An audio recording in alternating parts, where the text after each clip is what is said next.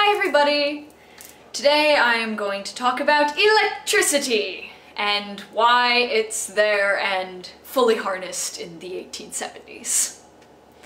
As you guys probably noticed, electricity is very, very prevalent in the world of Reconstruction. It powers Isaac's sword, his weapon glove, the factories. In order to show how this could be possible ever, I'm here with a brief history of electricity. The first electrical generator was actually created in 1663 by the German scientist Otto von Guericke. However, at that time, von Guericke didn't actually know that he was creating static electricity, and even if he did, at that time there was no way of harnessing it.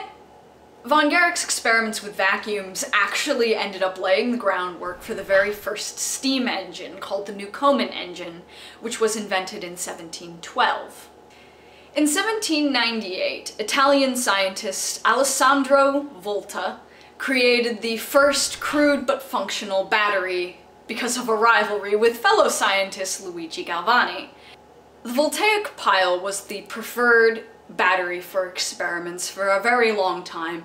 However, it was prone to corrosion and unreliability outside of certain voltage limits. So, in 1835, English inventor John Daniell decided that he was going to try to solve the problems with corrosion and unreliability that the voltaic pile had.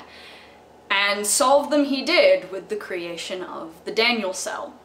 In 1831, another English inventor and friend of John Daniell, Michael Faraday, created the first fully functional and sustainable generator.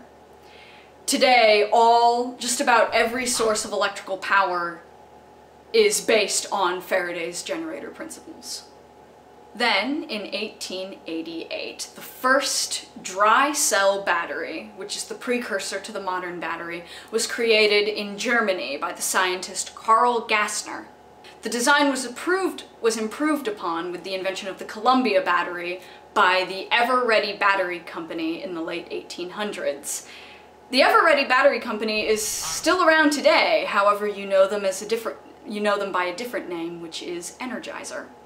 In the world of Reconstruction, von Guericke continued his experiments on electricity and actually realized the type of machine that he had created. The steam-powered Newcomen engine came at the end of the 17th century instead of the 18th, and a few tried to use von Guericke's static electricity generators to power it. In the 1770s, the rivalry between Volta and Galvani began a full 20 years before its start in actual history. Both of them were professors in their respective universities in the 1770s. The first voltaic pile was created in 1778.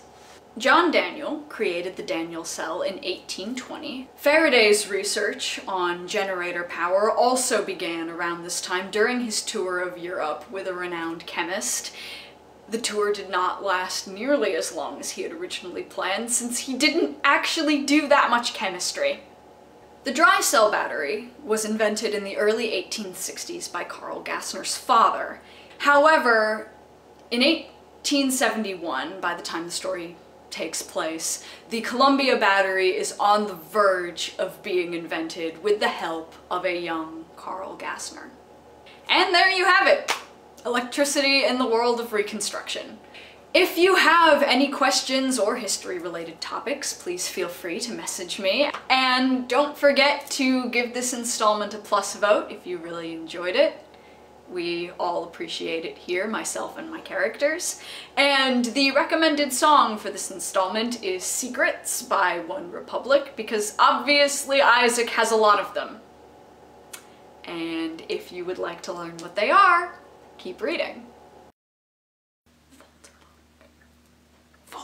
Voltapunk! Yeah, because Tesla is actually too late for this story. Everything needed to be created before Tesla, so it can't be Tesla Punk, it's Voltapunk. Because that sounded better than Guericke Punk.